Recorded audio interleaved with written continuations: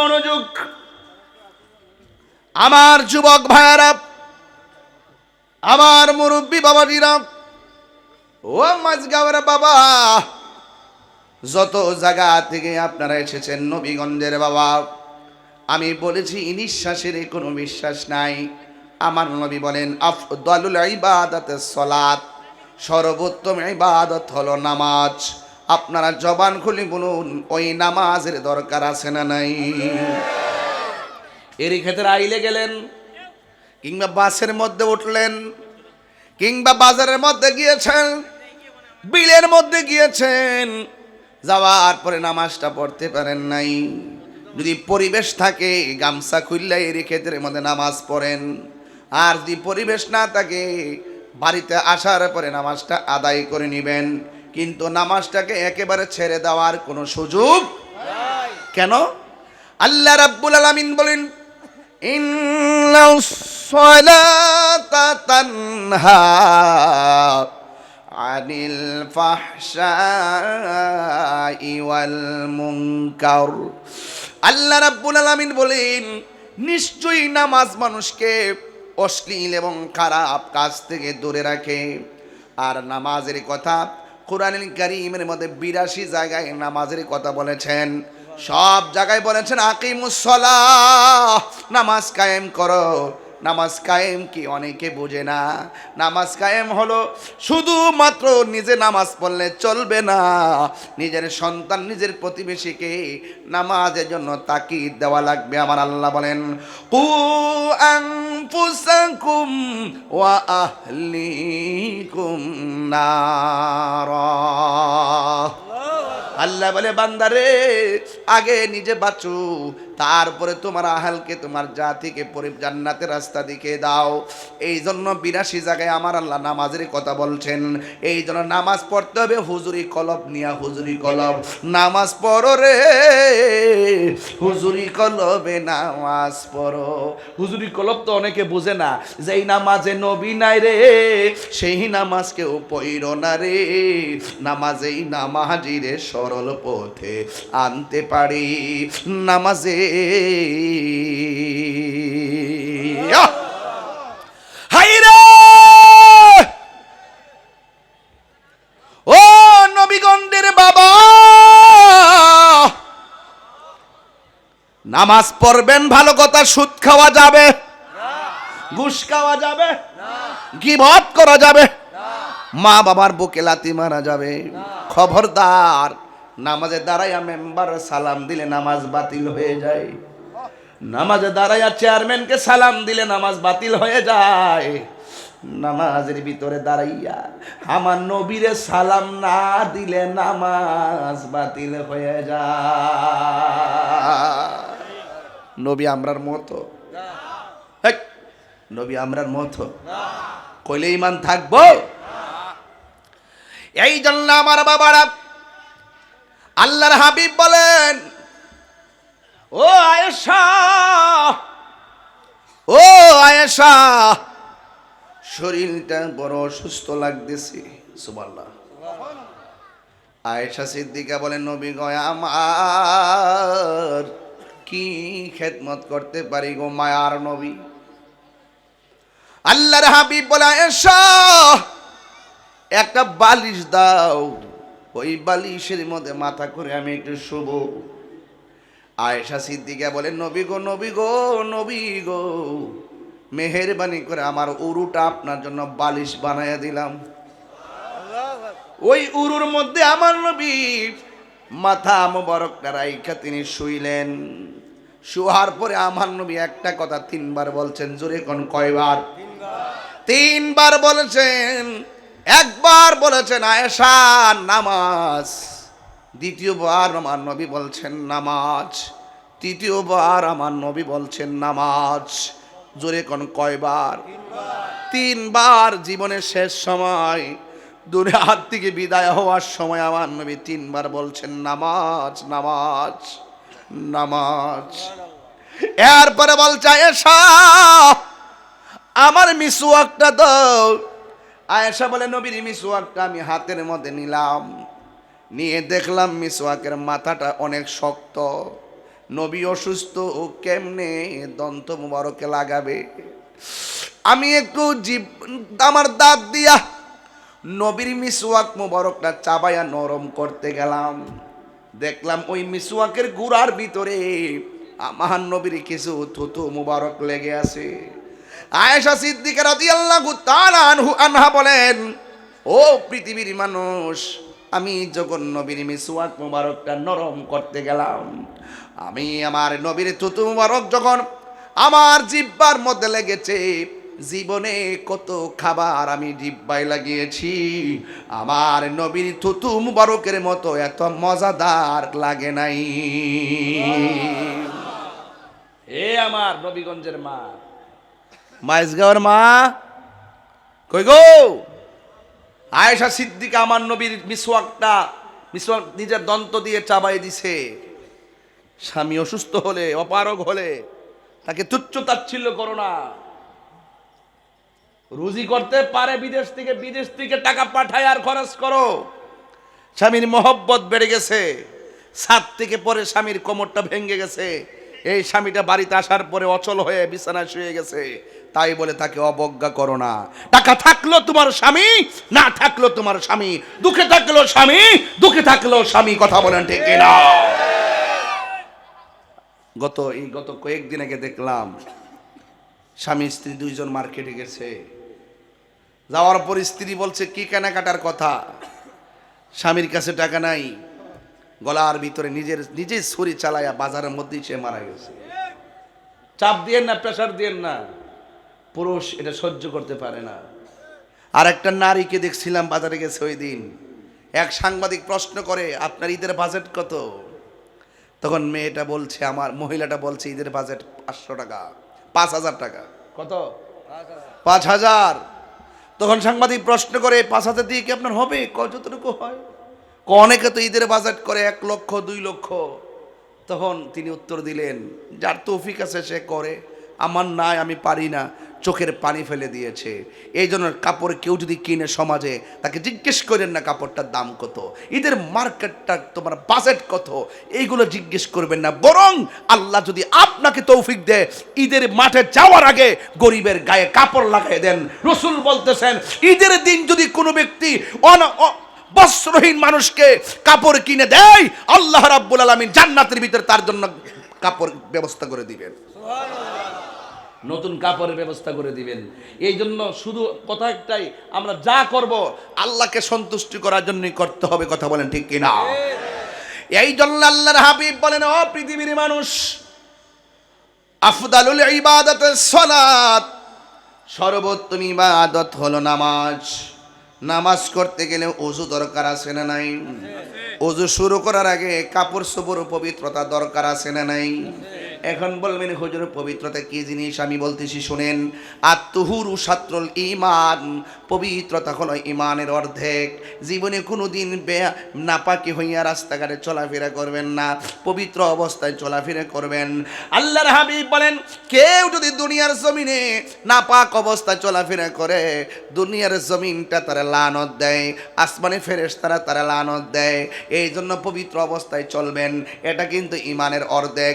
আল্লাহর কাছে বলবেন, আল্লাহ আমার যেদিন মরণ দিবা, জুমার দিন মরণ দিও। আমার যেই দিন মরণ দিবা রমজান মাসে মরণ দিও। আমার যেই দিন মরণ দিবা পবিত্র অবস্থায় মরণ দিও। আমার যেই দিন মরণ দিবা উজু অবস্থায় মরণ দিও। আমার যেই দিন মরণ দিবা আমার নূরের নবীর চেহারা মুবারক দেখাইয়া ইমানের সাথে আমারে মরণ দিও। বেঈমান বানাইয়া মরণ দিও না।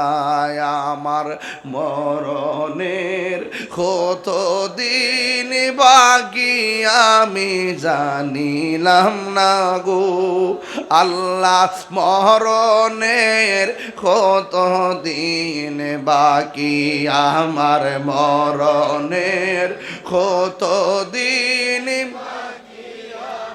জানিলাম না গো আল্লাহ মরণের কত দিন বাকি আর আজরাইলা শিয়া যখন হস্তে দিবা ধরি আজরাইলা শিয়া যখন হস্তে দিবা ধরি তখন আমার মনা ভাই হরবা লুকা লুকি আমি জানিলাম না গো আল্লাহ ভালো রে কত দিন বাকি আমার মরণের কত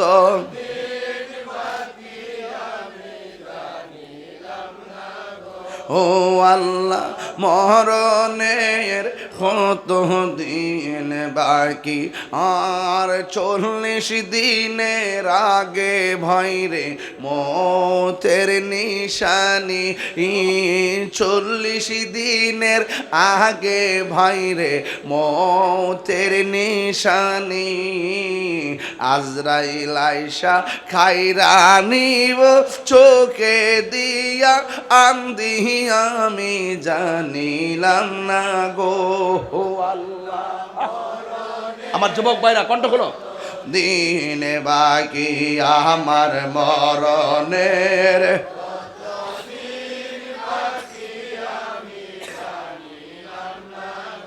ও আল্লাহ মরণের দিন বাকি আর হায়াত হইল হাতে ভাইরে মত হইল হায়াত হইল হাতে বাইরে মত হইল পায়ে যেই জায়গা যার মরণ লেখা সেই জায়গা সে মরে আমি জানিলাম না গো আল্লাহ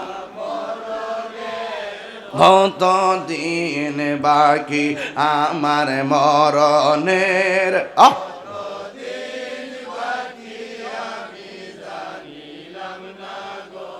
ও আল্লাহ মরণের দিন বাকি আর মরণের কত দিন বাকি জোরে জোরে কি আল্লাহু আকবার বলা যাবে না আরে বাবা ফজর পর নাই সুহুর টাইমে পড়বা বলে জোহর আসার আগে মরণ আসতে পারে কি পারে না জোহর আসার আগে মরণ চলে আসতে পারে এই জন্য আমার নবী আপনার নবী বলেন কখন কে মরে যায় বলতে পারে নারী আপনারা জবান খুলে বলুন হায়াতের মালিক কে আমার নবী বলছে নামাজ নামাজ নামাজ আমার উম্মত যখন নামাজে দাঁড়াইবার আগে ওযু করার জন্য ঘাটলায় যায় ওযু করার জন্য বসে আপনারা ওযু করার সময় এমনিতে ওযু শুরু করবেন না সবাই আমার সাথে পড়ুন বিসমিল্লাহির রহমানির রহিম সবাই বলেন বিসমিল্লাহির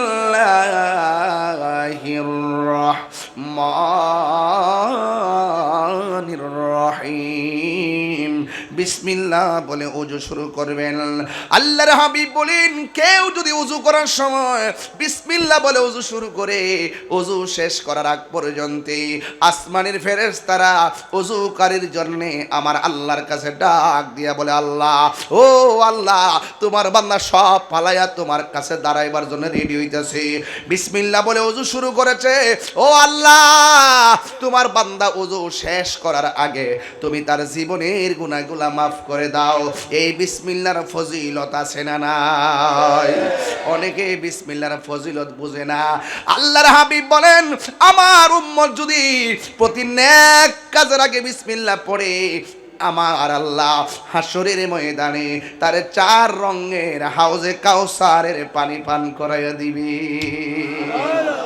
প্রতি নেক কাজের আগে বিসমিল্লাহ দরকার আছে না নাই পড়তে কি টাকা লাগবে এবার আল্লাহর হাবিব বলেন যখন আমার উম্মত বিসমিল্লাহ বলে ওযু শুরু করতে যাইয়া আগে কি মুখে পানি দেয় না কলি করে কি করে না হাত ধৌত করে কি দৌত করে?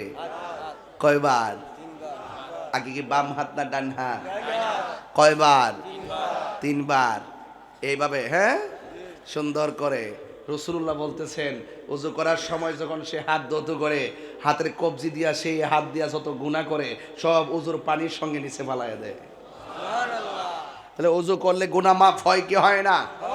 আর যারা হয় কি হয় না? আর আমার দেশের পোলাপান তাড়াহুড়া করে, মুখও ভালো করে দয় না, কানের লতি পর্যন্ত পানি পৌঁছে না, পাও ভালো করে দয় না। তাহলে ওযু না হইলে কি নামাজ হইব? কথা কন, নামাজ হইব? এরপর আল্লাহর হাবিব বলেন, যদি কোন উম্মত উযু করার সময় গড়গড়া করে কলির পানি মুখে দেয়, ওই মুহূর্তে গড়গড়া করে পানি যখন বাহিরে ফেলবে, এই জবান দিয়া জীবনে যত গুনাহ করেছে আমার আল্লাহ ওযুর পানির সঙ্গে গুনাহগুলো মাটির মধ্যে ফেলে দেয়। শুধুমাত্র তাই নয়, আল্লাহর হাবিব সাল্লাল্লাহু আলাইহি ওয়াসাল্লাম বলেন, যখন বান্দা পানির মধ্যে দিয়ে পানি দিয়ে মুখমণ্ডল ধৌত করে, এই চোখ দিয়ে সে যত গুনাহ করেছে ওযুর পানির সঙ্গে মাটির মধ্যে আল্লাহ ছড়াইয়া ফেলে দেয়।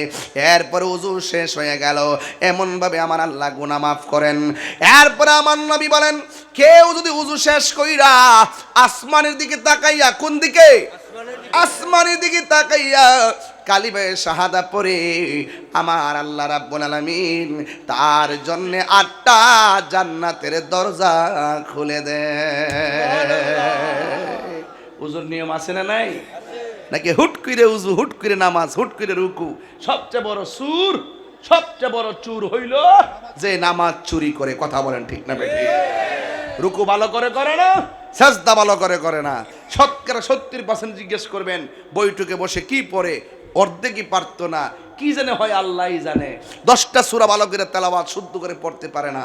যুবক, তুমি মনে করতেছো নামাজের ভিতরে কোরআন শরীফ পড়তেছো, এইভাবে পড়তেছো, নামাজের ভিতরে তুমি কোরআন পড়তেছো, তুমি মনে করতেছো লৌহে মাহফুজের কোরআন পড়তেছো। রাসূল বলছেন, না, তোমরা কোরআন পড়ো না। আমার উম্মত যখন নামাজের মধ্যে দাঁড়ায় যখন সে কোরআন তেলাওয়াত করে, হাকিকতে এটা কোরআন তেলাওয়াত নয়, এটা মূলত আল্লাহর সঙ্গে কথা বলে। এই জন্য নামাজে দাঁড়িয়ে কাউকে সালাম দেওয়া যায় না। হ্যাঁ, নামাজে সালাম ওয়াজিব করলো নবীজিকে, সেই নবীকে ভালোবাসলে তাকে বেসুকে স্বাদ মিটে না রওজা দেখে, রওজা দেখে, রওজা দেখে। ঠিক না? নামাজেতে সালাম নেয় না আল্লাহ পাকে, নামাজে সালাম ওয়াজিব করলো নবীজিকে। কি ঠিক আছে কি না? নামাজেতে সালাম নেয় না আল্লাহ পাকে, নামাজে সালাম ওয়াজিব করলো নবীজিকে। সেই নবীকে ভালোবাসলে থাকবে সুখে, সেই নবীকে ভালোবাসলে থাকবে সুখে স্বাদ মিটে না রওজা দেখে, রওজা দেখে, রওজা দেখে। কি উপমা দিব আমি নবীর শোনে, কি উপমা দিব আমি নবীর শোনে স্বাদ মিটে না রওজা দেখে, রওজা দেখে, রওজা দেখে। আঙ্গুল তুল লাগেনি এমনে? লাগেনি? আশহাদু আল্লাহ কইলে লাগেনি? এটা যখন আলগি দেন না, তখন শয়তানের কলজাটা আগুন ধরে জায়গা। কথা কন না কে লেগা? কেউ লাগেনিও? এমনি তুলবেন, এই যে আশহাদু আল্লাহ ইলাহা ইল্লাল্লাহ, যখন এটা বলেন শয়তানে খাইছে রে, আল্লাহরা তো এক বইলা সাক্ষী দেলাইছে রে, ছাড়ছে রে। এই শয়তান বাটফার এমন ভয় পায় আঙ্গুল ডালে, আশহাদু আল্লাহ ইলাহা ইল্লাল্লাহ,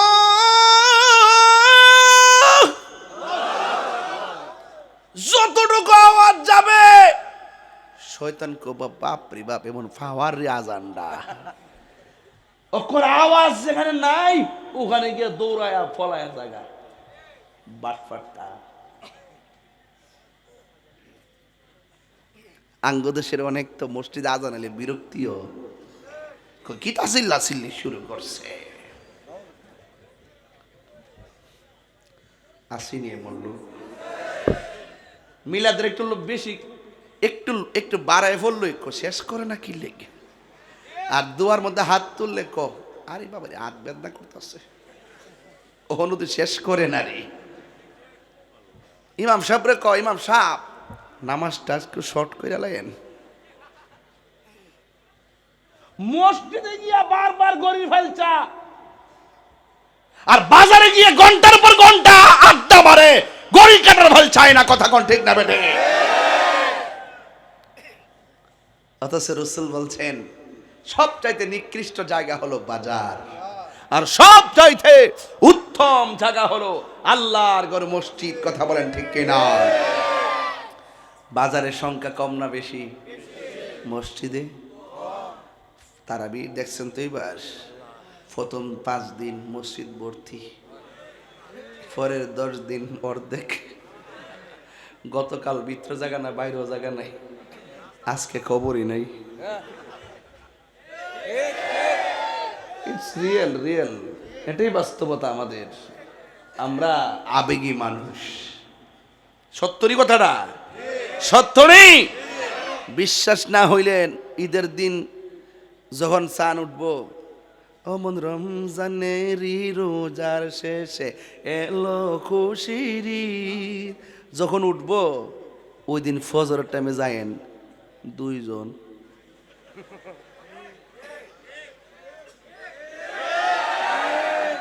কয়জন?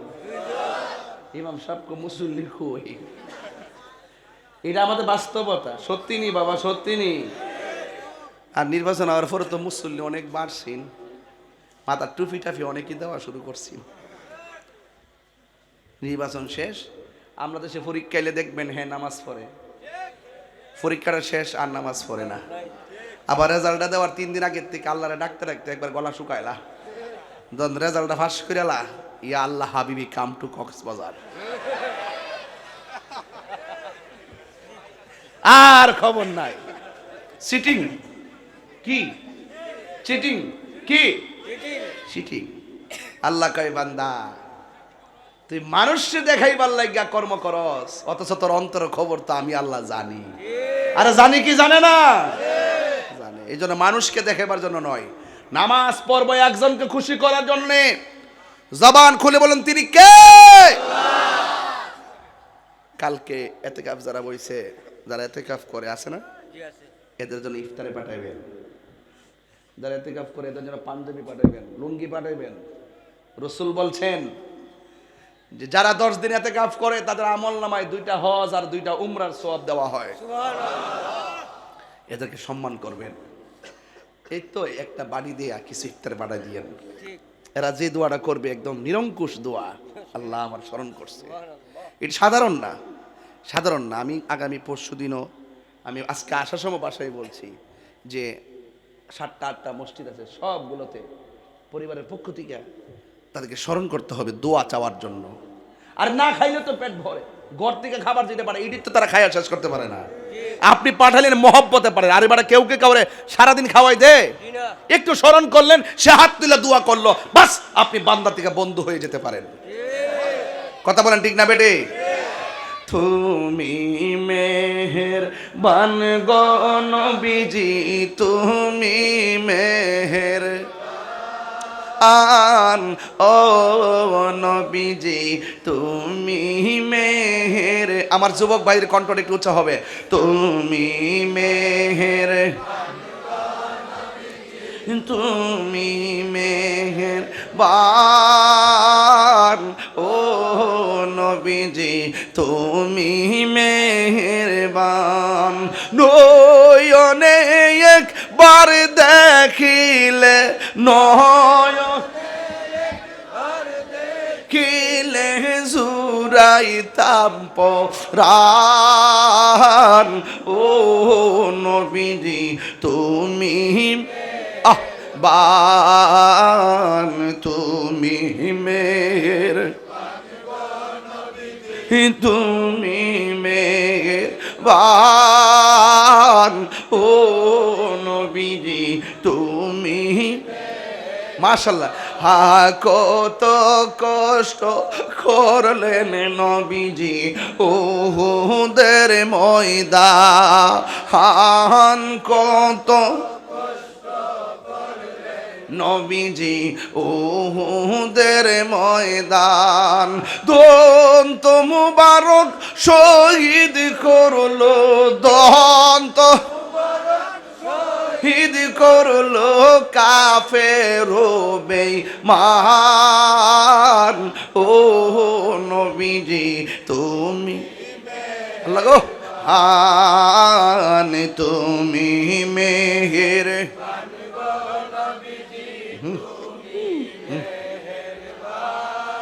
আন, ও নবীজি তুমি মেহেরবান। কত কষ্ট করলেন নবীজি আমরা সবাই ওদম পাপী, তুমি দয়াবান। আমরা সবাই ওদম পাপী, তুমি দয়াবান। দয়া করে পার করিও, দয়া হাসরের ময়দান, দয়া করে দিয়া বলো দয়া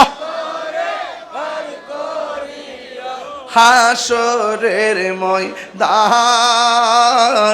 ও নবীজি তুমি মেহেরবান, তুমি মেহের, তুমি মেহের, ও নবীজি তুমি মেহেরবান। আল্লাহু আকবার কোন কেন? রাসূল বলেন আমার যুবক, হাসরের মাঠে সর্বপ্রথম যে আমল হিসাব নিবে সে আমলটা হলো নামাজ। আমলটা কি? এই যুবক আমলটা কি? এই যুবকগুলা যদি নামাজি হয় এই এলাকাতে আরো 5টা মসজিদ দরকার হবে। কথা কি সঠিক বলতেছি? এই যুবকগুলো যদি নামাজি হয় এই সমাজে আরো 5টা মসজিদ দরকার হবে। আল্লাহর হাবিব বলেন নামাজ এমন একটি বন্দিগি যেই নামাজ পড়লে বান্দা খাঁটি বান্দা হয়। আর 5 ওয়াক্ত নামাজের পাশাপাশি যারা নফল ইবাদত করে তারা বান্দা থাকে না, তারা আল্লাহর বন্ধু হয়ে যায়। রাসূল বলেন বেনামাজি হইয়া কবরে গেলে, জোরে কোন আসল ঘরের নাম কি? এই মুহূর্তে যদি একটা ছেলেরে বলি এই আপনি দাঁড়ান, আপনি দাঁড়ান না, আপনার বয়স কত? আপনি তাহলে আপনি আমাদের 2 বছরের ছোট, ইয়া তাহলে আপনি বলেন 42 না আর একটু কম হইব, দেহা দিয়ে যা 22 বছর মতন, চাচা অসুবিধা নাই যে পাঞ্জাবে লাগাইছে। আল্লাহ আল্লাহ। এই মুহূর্তে যদি কই যে মাইজগাঁওয়ের গুরুস্থানও যায় আর রাত্রেবেলা একটা বাঙ্গা কবর ভিতরে ঘুমাইবেন, পারবেন নি? ও মা ঘুমা বাবা পাগলা বাবা, পারবো কে পারবো? ডরে কব ওরে বাবার কেটা খাই লেতেছে রে, কেটা ধরে লেতেছে রে। হো আল্লাহ রাই তৈলে ডরায়, রাইতি পোহাইলে ডর বয়স কলি বুইলা। রাতে তো ডরান্টি হয়, দিনের বেলা পারবেন নি যাইতেন? পারবেন, দিনে পারবো দেখছেন কি কর, দিনে পারবো দেখছেন। ও আল্লাহ রাই তৈলে ডরায়, রাতি পোহাইলে ডর বয়স কলি বুইলা যায়। দিনে রাইতে তোমার বান্দা কলবে যেন পায়, দিনে রাইতে তোমার বান্দা কলবে যেন পায়। আল্লাহ রাই তৈলে ডরায়, রাতি পোহাইলে ডর বয়স। আল্লাহ আমি সৃষ্টি তুমি স্রষ্টা, আমার কি বা সাধ্য, যখন তখন উইরা যাইতে মাইজগাঁও বাসি বাধ্য। ওখানে না যাইতা না, মরলে যাইবানি, মরলে ওই করে হান্দাই দিয়েইব, আজীবন থাকতেইব, সাথে কেউ থাকবো নি। আল্লাহ আমি সৃষ্টি তুমি স্রষ্টা, আমার কিবা সাধ্য, যখন তখন উইরা যাইতে এই তাহিরি বাধ্য, সব ক্ষমতার প্রতিপাদ্য হর হামেশা গায়, আল্লাহ রাই তৈলে ডরাই, রাতি পোহাইলে ডর বয়স কলি বুইলা যায়। জুরি জুরি কি আল্লাহু আকবার বলা যাবে না? গভীর মনোযোগ, এখান থেকে ওয়াজটা মনোযোগ দেওয়া লাগবে। এখানে আনতে যাই অনেক ডানে গেলাম বামে গেলাম, আর যাওয়া যাবে না সোজা বরাবর। আমার নবী আপনার নবী বলেন, কেউ যদি বেনামাজি হইয়া কবরে যাবে গো, ওই কবরের ভিতরে 3টা আযাব দেওয়া হবে। জবান খুলে কোন কয়টা? আজকে আমি আওয়াজ সময় শুনতেছিলাম, কবরের আযাব এত কঠিন সইতে আমি পারিব না, মৃত্যুর যন্ত্রণা এত কঠিন সইতে আমি পারিব না। ও গো দয়াময় হে রহিম, ও গো দয়াময় হে রহিম, চাই যে তোমারই করুণা, মৃত্যুর যন্ত্রণা এত কঠিন সইতে আমি পারিব না। এই আল্লাহর হাবিব ডাক দিয়া বলে, বেনামাজির জন্য কবরে 3টা আযাব হবে। আমি নবী যখন মেরাজে গেলাম, আল্লাহ আমারে অনেক আযাব দেখাইছে, গজব দেখাইছে, কিন্তু কবরের আযাবের মতো এত কঠিন আযাব আমি আর কিছুই দেখি নাই। এই কবর হলো আখিরাতের প্রথম মঞ্জিল। এই কবর যারা ভালো হয়ে যাবে, হাসরের ময়দান তার ভালো হয়ে যাবে। কোটিপতি বলি, লাখপতি বলি, প্রধানমন্ত্রী বলি, প্রধানমন্ত্রী গায়ের মধ্যে যেই কাপড়, একজন এমপির গায়ের মধ্যে সেই কাপড়, একটা রিক্সাওয়ালার গায়ের মধ্যে সেই কাপড়, ওই কাপড় হলো সাদা কাফনের কাপড়। ওই কাপড়ের মধ্যে কোনো সেলাই নাই, ওই কাপড়ের মধ্যে কোনো পকেট নাই। আইসো মুট কইরা যাইবা খালি হইয়া, নেওয়ার মতন কোনো সুযোগ নাই। কথা বলেন ঠিক কিনা? পুরুষ হলে 3টা কাপড়, কয়টা? মহিলা হইলে 5টা কাপড়। আল্লাহর হাবিব বলেন, আমি দেখলাম কবরের আযাবের মতো এত কঠিন আযাব আর দেখি নাই। সবাই আমার সাথে বিনায়া বিনায়া কন, বন্ধুরা রে আমার, ও মাইজগাঁওয়ের বাবারা, ও আমার কালাই বাড়ির বন্ধুরা, ও নবীগণ্ডের বাবাটিরা গো, ও বানিয়া চঙ্গের বাবারা, ও হবিগঞ্জের বাবা, শাস্তাগঞ্জ আওসকান্দির বাবা, যা বলার বাহুবলের বাবারা বইলা দিয়া যায়। আজকে এমনও হতে পারে এই মাহফিলটা কাহারও জীবনের জন্য শেষ মাহফিল হতে পারে। আপনারা আওয়াজ করি বলুন, আমাদের আসল ঘরের নাম কি, বিল্ডিং না কবর? আল্লাহর হাবিব সাল্লাল্লাহু তাআলা আলাইহি ওয়াসাল্লামের একটা সাহাবী, যার নাম হলো হযরত ওসমান যুন্নুরাইন, তিনি সব জায়গায় গেলে আনন্দিত থাকতেন, গুরুস্থানে গেলে চোখের পানি ফালাইয়া ফালাইয়া কাঁদতেন। আমার নবী বলেন, এই কবর হলো কাহার জন্য জান্নাতের বাগান, আবার এই কবরটা হলো কাহার জন্য জাহান্নামের গর্ত। ওই জাহান্নামের গর্ত অপেক্ষা করতেছে বেনামাজি হইয়া যারা কবরে যাবে, তার জন্য 3টা শাস্তি অবধারিত। 1 নম্বর শাস্তি হলো, ওই কবরের ডান পাশের মাটি এক প্রান্তে চলে যাবে, বাম পাশের মাটি আরেক প্রান্তে চলে যাবে। 2 পাশের মাটি 2 পাশে যাইয়া এমন জোরে তারে একটা চাপা মারবে, ডান পাশের মাটি এসে ডান পাশে চাপা মারবে, বাম পাশের মাটি এসে বাম পাশে চাপা মারবে। মানুষটা ডাক দিয়ে বলবে, আল্লাহ গো, এত মায়া করে বান্দা বানাইয়া কবরের মধ্যে কেন এমন শাস্তি দিতেছো? আওয়াজ হয়ে যাবে, রে বান্দা, দুনিয়ার মধ্যে আমার আল্লাহ তোমাদেরকে পাঠাইছে বন্দি করার জন্য। নামাজ পড়ো নাই, নামাজ না পইরা পইরা আমি জমিনের মধ্যে ঘোরাফেরা করছো, আমি বড় কষ্ট পাইছি, এই জন্য আমি তোরে ক্ষমা করব না। এইভাবে 2 দুই পাশের মাটি এমন ভাবে চাপা মারবে, চাপা মাইরা ডান পাশের হাড্ডিগুলো বাম পাশের হাড্ডির ভিতরে ঢুকে যাবে, বাম পাশের হাড্ডিগুলো ডান পাশের হাড্ডির ভিতরে ঢুকে যাবে। এমন ভাবে মাটি চাপা মাইরা একদম গুড়া বানায়া ফালাবে। হাদিস শরীফের মধ্যে আমার নবী বলেন, কবর যখন চাপা মারবে, কবর যখন চাপা দিবে, ওই কবরের মানুষটা আমার আল্লাহরে এমন ভাবে আল্লাহ গো কইয়া ডাকটা মারবে, দুনিয়ার কোনো মানুষ কান্নার আওয়াজ শুনবে না, গরু ছাগল প্রাণীগুলো কান্নার আওয়াজ শুনবে। আল্লাহর হাবিব বলেন, দুনিয়ার কোনো মানুষ যদি ওই কবরবাসীর কান্নার আওয়াজ শুনতো, দুনিয়ার মানুষের কানের পর্দা ফেটে যেত, আর মানুষ রক্তকর্ণ হতে হতে মানুষ দুনিয়া থেকে বিদায় হয়ে যেত। এই জন্য বেনামাজির কবরের শাস্তি আছে। ও বন্ধুরে, শুধুমাত্র তাই নয়, কেন তাহিরি নামাজের কথা বলতেছি, এই যুবকগুলো নামাজের ক্ষেত্রে উদাসীন। এই জিকির এই যে একটা মাহফিল হইতেছে, আবেগে একটা মাহফিল করলেন, মাহফিলের পরে দিনদারিতা নাই, এবাদত নাই, বন্দিগি নাই, কোনো কিছুই নাই। বন্ধু, মাহফিল মানে হলো সংশোধন, মাহফিল মানে হলো নিজেকে পরিবর্তন।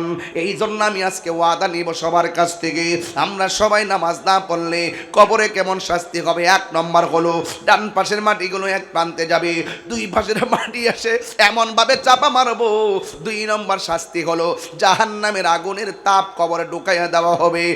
এই মাঝগাঁয়ে যদি কোনো আগুন লাগে, ফায়ার সার্ভিস এসে আগুন নিভাবে।